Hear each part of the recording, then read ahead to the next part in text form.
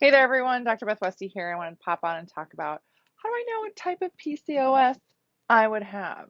Because there are different types. If this is new information for you, oh, I got a lot of it for you then.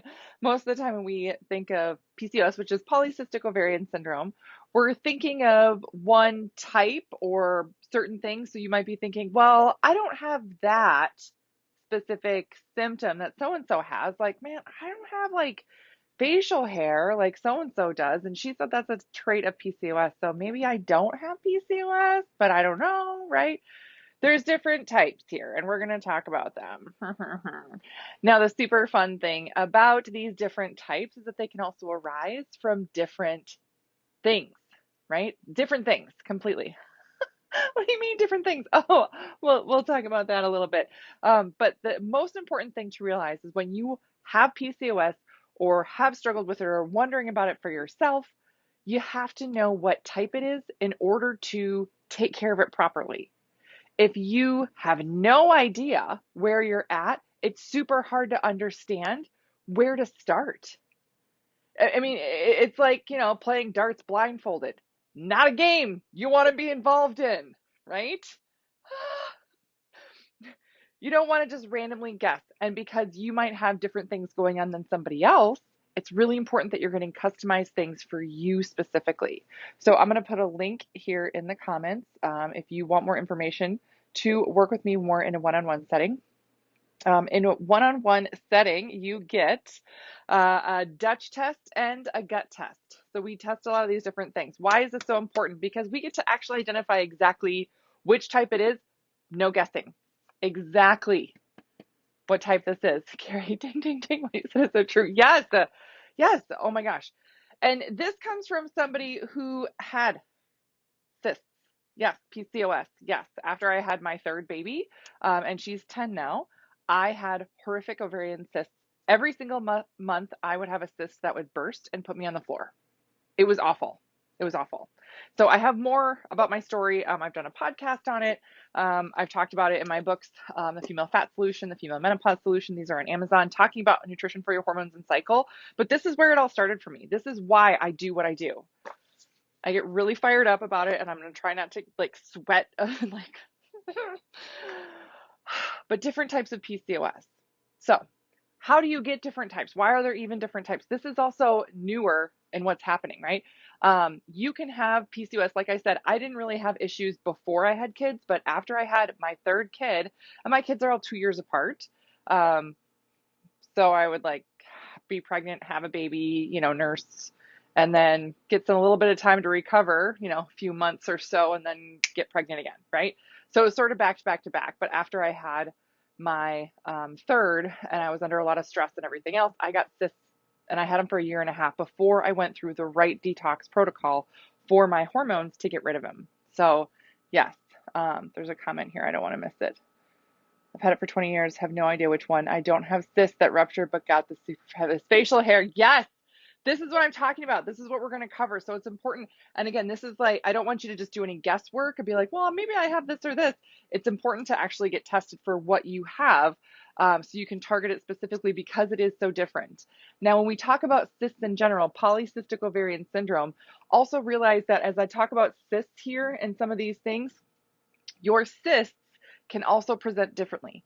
I had ones that would blow up huge and then burst, right? And then you get fluid in your abdominal cavity and all this other stuff, and it was exceedingly painful.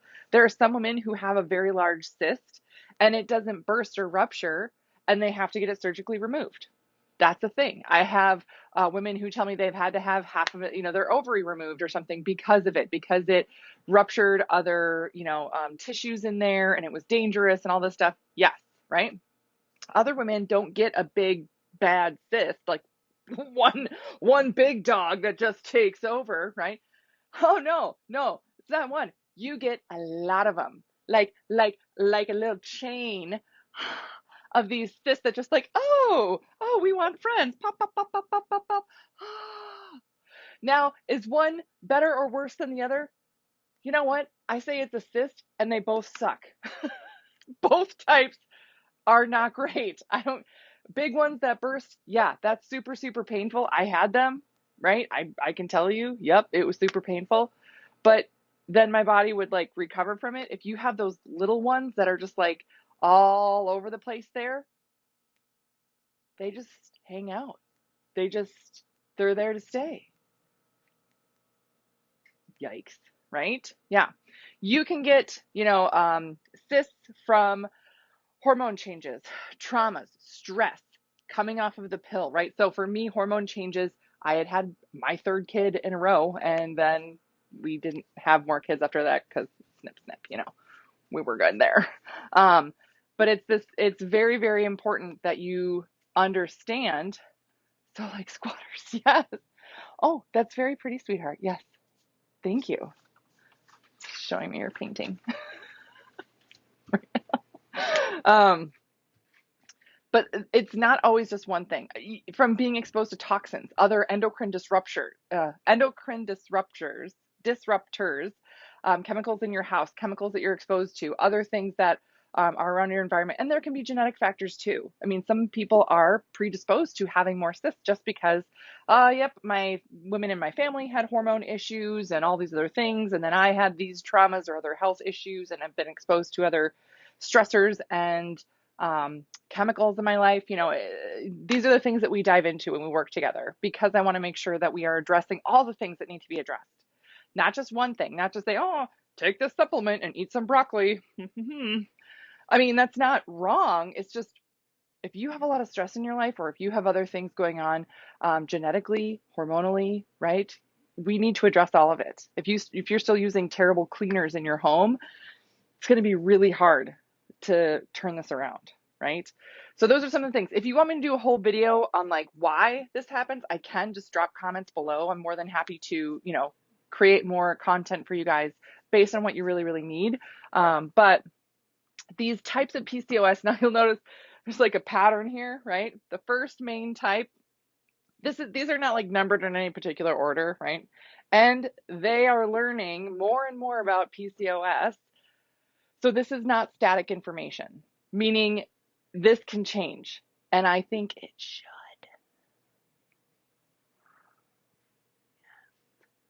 Okay. So the first type, right, is that somebody will have cysts. And again, they can be big, they can be small, a lot of them. It doesn't have to be a certain level, right? Cysts increase androgens, so that's your like testosterone and stuff. Which increase testosterone, you can have more hair thinning, like your hair falls out. You can get more facial hair. You can have more acne, things like that. And then you can have irregular or even absent ovulation. Yeah. Now, another type here is the same thing, but you actually don't have cysts. Or again, the cysts are maybe the smaller, chain of them, so they're not detecting them the same way, like having a big old bad cyst here. Third type here, cysts and androgens, but you don't have right? So it's different combinations of this. What? That's it? Yes, that's it. It's different combinations of this. So the first one is all three things. The second one is just, androgens and the irregular or absent ovulation, right? The third one is the cysts and androgens, right? But you have regular ovulation. You have regular ovulation, right? And this was me every single month, ovulation, boom, every single month, a cyst, boom. Now, does this mean it's better or worse than this one? No, it doesn't. It's just a different type, and why it shows up can be different. So again, what you do to take care of this is really going to be dependent on you. I see so many things out there that are wanting to be helpful information for women, and I totally get it. There's this overwhelm of info out there, and it wants to be helpful for, oh, this is PCOS, blah, blah, blah. But PCOS is not static, and it really is different person to person. So it really should be handled on an individual basis to really get and keep the best results with it. Fourth type, again, another form of this, cysts and irregular or absent ovulation. So you don't have increased testosterone.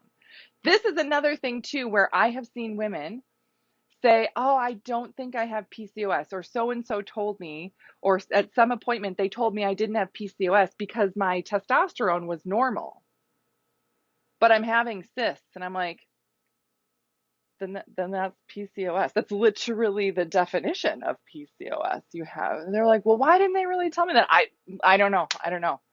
A lot of people are not trained enough to really specialize in this. Yes. So that's why it's so important that women, I mean, we have to learn more about our health, right? I have like a whole chapter in my book on this.